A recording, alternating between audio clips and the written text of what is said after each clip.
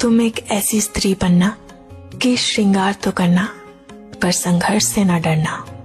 तुम्हें गिराने वाले बहुत मिलेंगे पर तुम खुद को खुद ही उठाने की हिम्मत रखना। हाथों में तुम्हारे किसी का दिया फूल हो ना हो, मगर खुद के कमाए पैसे जरूर रखना।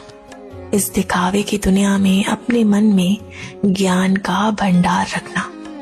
दिल में दया जरूर रखना पर छल कपट की समझ भी रखना। किसी की सजावट नहीं, खुद का अस्तित्व बनना।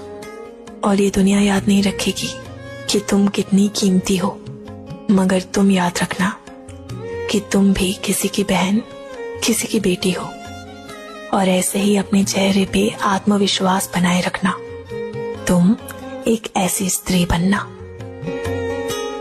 तुम एक ऐसी स्त्री बनना कि श्रृंगार तो करना